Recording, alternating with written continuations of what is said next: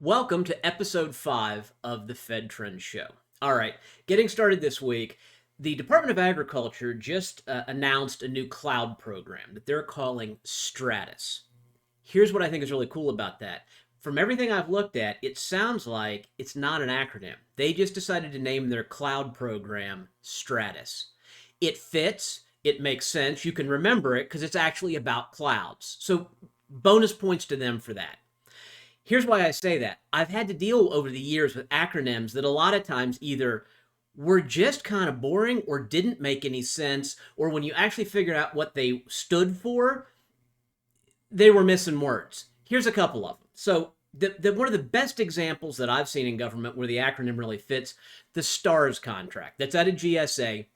Streamlined Technology Application Resource for Services. The words make sense. It actually spells a word, and then they divided the vendors into constellations. They kept the stars motif. So, again, bonus points to them for that. Now, on the not great side, this is a contract that I actually had. It was out of the State Department.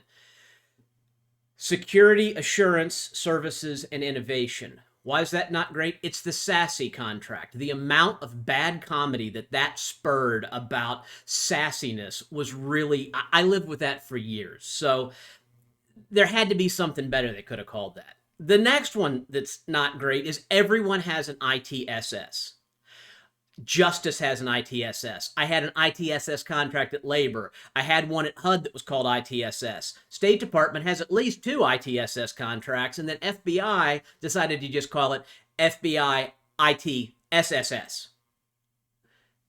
There has to be something else. So finding some word to name it is a way better path forward. So that's why I was appreciative of the Department of Agriculture for coming up with a word that actually describes a program and not getting slowed down by what it stands for, because sometimes you end up reaching. So I've got 2 reaching examples.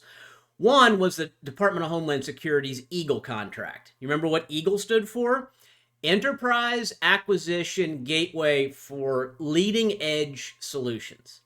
That's Eagles. That's not Eagle, but there was no S. So there could have been some kind of why didn't they leave off the last S for savings? I know that was a mattress commercial, but maybe they could have used that. But so it was really the Eagles contract, not Eagle, but that's okay.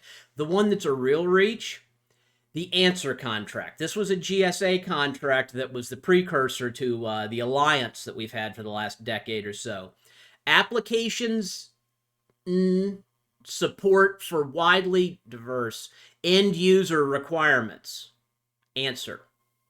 So I can kind of let him get away with the turning and into just an N, but diverse is just stuck in there in like lowercase text. So the Answer contract was a real reach. So maybe government's just gotten better at acronyms, or maybe we need to go the way that USDA is going and just pick a word that describes the program and not worry about what it stands for so much. All right, enough of that piece. There's another thing that I think was interesting this week in GovCon. So I read an article about in the Montana News about Glacier National Park. That's me in Glacier National Park. Why would you care? Here's why you would care. So the article that was about Representative Ryan Zinke was talking about the fact that the reservation system for Glacier National Park seems like it's adding fees and they're not going directly to the government. Now, my wife, Lisette, found another article as we were talking about this. What did the McNairs talk about at dinner? We talk about government contracting. So what she found was that there was a Wall Street Journal article that was talking about the Recreation.gov contract. So the contract is actually in place with Booz Allen Hamilton. It's a 10-year contract that was estimated at $182 million over 10 years. Now, here's what happened over the span of that contract. When you go back to 2019, the level of reservations in national parks was 3.8 million. pandemic happens, you look forward into 2022, there were 10 million reservations. So Booz Allen was given a contract to run Recreation.gov that more basically tripled in a couple of years. Now, there's the article also mentions, the Wall Street Journal article, which we'll put links down in the comments, talks about a lawsuit. There's some hikers that are saying, why should they have to pay this to reserve a spot to go hike a trail that belongs to the country? Well, the article kind of talks about, did Booz Allen do something wrong? So, sir, here's my perspective from a person that is completely on the outside. It had nothing to do with this contract at all. It seems like Booz Allen did something right. So they took on a lot of risk to upgrade a system and maintain it, and seemingly agreed to do so no matter what utilization level the system was going to have. If not a lot of people had used that system, it was on them, and they wouldn't have seen much from a revenue perspective, potentially.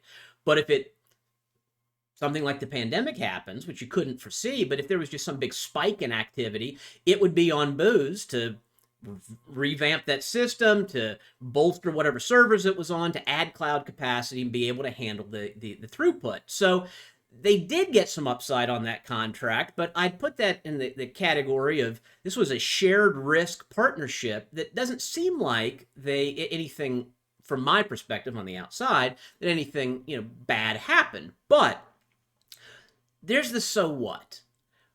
What does that mean? What lesson can we take from that? And the lesson that it spurred for me is, cost proposals a lot of times don't get very much attention. It turns into a spreadsheet activity. Somebody, it might be contracts, it might be whoever, just goes ahead and types some things in, types some numbers in, and it's compliant, but the creative factor doesn't always make it into the cost proposal. And can you be creative in a cost proposal? The answer is, a lot of times you can. Look for the word shall. If the cost volume says that you shall fill out this table or you shall use these labor categories, then you have to, or your bid's non-compliant.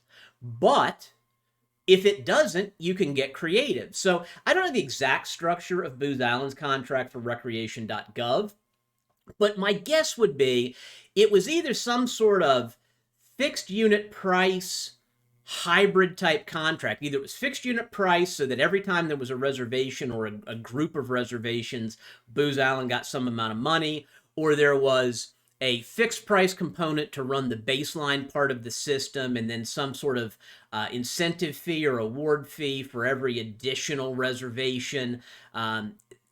Those kinds of contracts are really, really valuable, both for the government and for the contractor, because it gives you the opportunity to prepare around what ifs and to incentivize whatever kind of performance you're looking for. Now, should you just go ahead and propose whatever you want?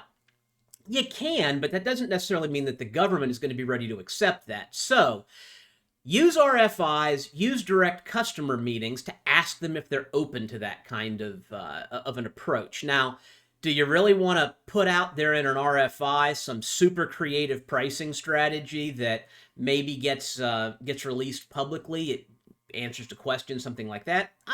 That's a topic for another day. But try to get a hold of the government, reach out and communicate however you can, whether it's through an organization like ACT-IAC, whether you reach out directly at the contracting officer, whether you submit information in an RFI. There's a lot of creative cost proposal strategies, and I think there's lessons to learn from the Booz Allen contract. That's the episode for the week. Thank you so much for watching.